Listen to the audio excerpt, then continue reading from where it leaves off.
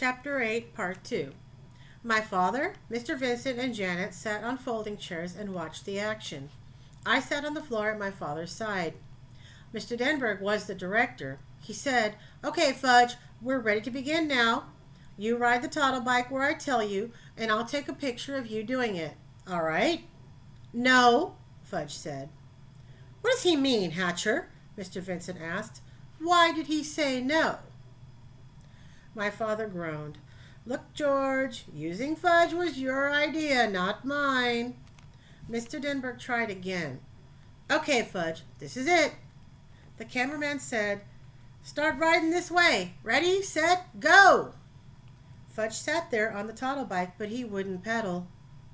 "Come on, kid, let's go," the cameraman called.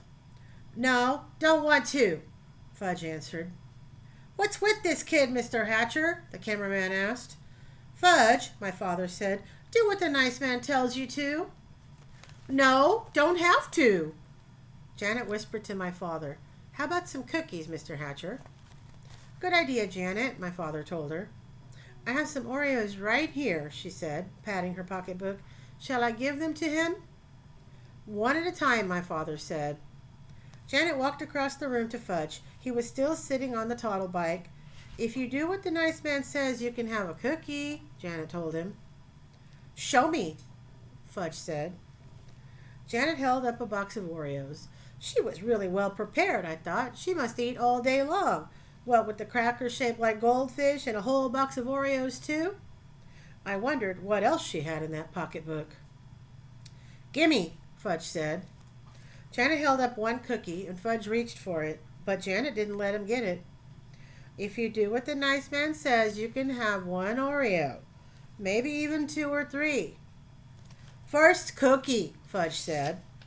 "First do what the nice man says," Janet told him. "No, first cookie." "Give him one, Janet," Mr. Denberg yelled. "We haven't got all day to fool around." Janet gave Fudge one Oreo, and he ate it up. "Okay, kid, all ready now?" the cameraman said. "You ride over to me." Fudge didn't do it. Mr. Vincent was losing his patience. "Hatcher," he hollered, "you get that son of yours to ride my toddle bike, or I'm taking my whole account away from your agency." "Must I remind you, George, using Fudge was your idea, not mine," my father said.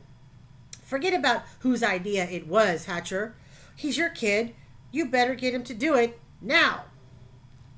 "I have an idea," my father said. He walked to a corner of the room and beckoned for the others. Mr. Denberg and Mr. Vincent gathered around him, along with the cameraman and Janet. They all looked like a bunch of football players huddling together to decide their next play. So, soon my father called me. "Peter, would you join us, please?" "Sure, Dad," I said. "What is it?" "Peter, we want you to ride the toddle bike for us, to show Fudge how it's done." "But he already knows how to ride," I said. "Didn't you just see him zooming around?" "He won't do it for the camera, though," my father explained, "so we need your help." "Will I be in the commercial, too?" I asked. "Well, the toddle bike is really for very young children," Mr. Denberg said. "Otherwise, we'd have you do it in a minute." I got the message. It was just like buying the shoes, and like at Dr. Brown's office, they were going to use me to get Fudge to do what they wanted him to. I wondered how anybody would ever manage my brother without my help. I walked over to Fudge and told him I was going to ride the toddle bike. "Get off," I said. Fudge held onto the bike. "No, mine." "It's not yours," my father told him. But Fudge wouldn't move for anything. He closed his eyes and screamed. And he screamed loud when he tries. So my father had to pull him off the toddle bike. Fudge kicked and kept screaming, and I'll bet Mr. Vincent was sorry that he ever spotted my brother in the first place. I got on the toddle bike. It was so small that my knees practically touched the ground. But I managed to ride it around just where the cameraman told me to. "See how nice Peter can ride the toddle bike?" Janet said. "Here, Peter, come have an Oreo." "You did that so well, you can have 2 or 3 if you want." Fudge stopped screaming. "Me," he said. "What?" my father asked him.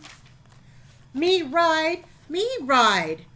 You can't ride as well as Peter can, Mr. Denberg said. I can so, Fudge told him. I don't think so, Mr. Denberg said. You already had a turn. You didn't do what I told you to do, so... Me! You want to try again? My father asked. Again, Fudge said. Again, again, again. Well, I don't know, Mr. Denberg said. Well, Mr. Vincent said, chewing on his cigar. Well, the cameraman said, scratching his head. Please, Fudge begged. I never heard my brother say please before. Mr. Denberg said, okay, we'll give you one more chance. Fudge ran to the toddle bike. I got off and jumped on, and he jumped on. And now, he asked Mr. Denberg, now, Mr. Denberg said, ride this way, Fudge, over here toward me. Fudge did as he was told. Just like Peter, he said, just like Peter. Janet gave me a kiss on my cheek. You saved the day, Peter Hatcher, she said. When she wasn't looking, I wiped off my face. Her kiss was too juicy.